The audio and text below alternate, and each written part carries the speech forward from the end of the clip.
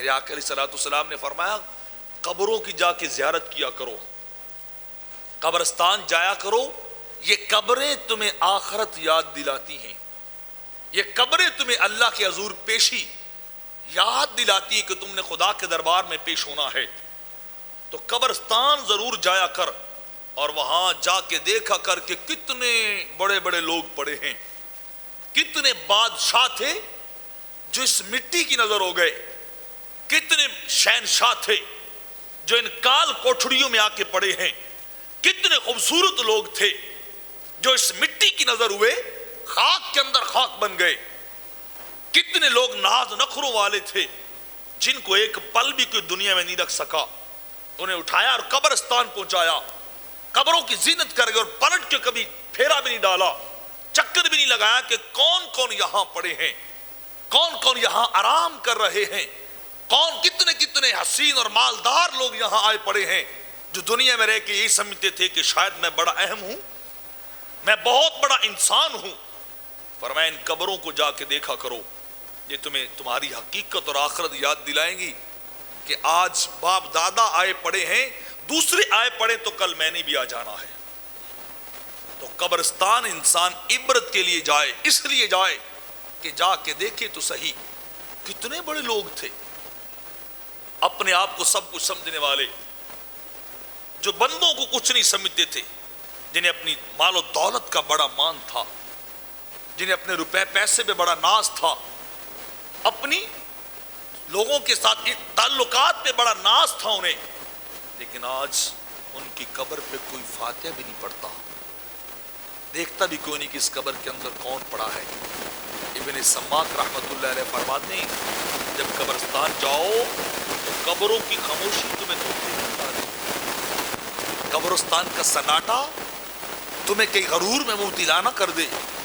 قبروں کا بالکل اوپر سے ایک جیسے ہونا یہ تمہیں کسی غلط فہمی میں مبتلا نہ کر دے۔ تم نہیں جانتے کہ ان قبروں کے نیچے کیا چل رہا ہے، ان قبروں کے اندر کیا ہے، کہیں دوزخ کا عذاب ہے تو کہیں اللہ کی رحمت ہے، کہیں آگ کے بڑے بڑے الاؤ دیکھ رہے ہیں، جل رہے ہیں، اور کہیں اللہ کی رحمتیں برس رہی ہیں۔ یہ قبروں کے اندر جا کے یہ نہ سمجھو کہ بڑا سکون ہے، قبر والوں کو بڑا آرام ہے۔ فرمایا یہاں آ کے عبرت پکڑ، یہاں آ کے سمجھ۔ آپ خود سوچیے ہمارے اب دیکھتے دیکھتے کتنے بڑے بڑے لوگ، امیر کبیر لوگ چلے جاتے ہیں، قبروں کے نشان بھی مٹ جاتے ہیں، کیسے کیسے ایکٹر ایکٹریس ہوتے ہیں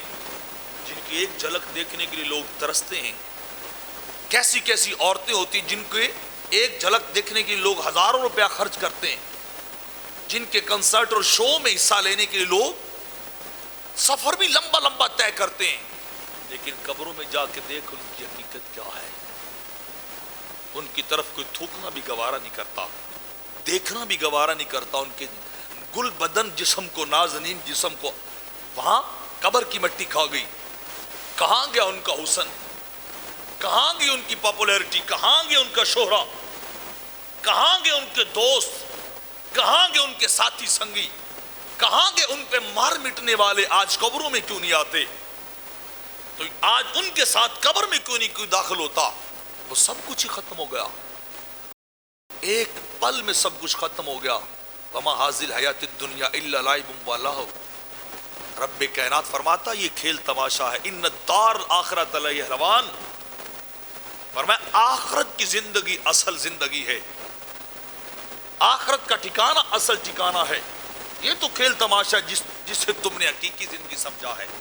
علمی اور مسائل شریعہ پر مشتمل ویڈیوز اور خطابات حاصل کرنے کے لیے ہمارے چینل پرو مظہر فرید کو سبسکرائب کریں۔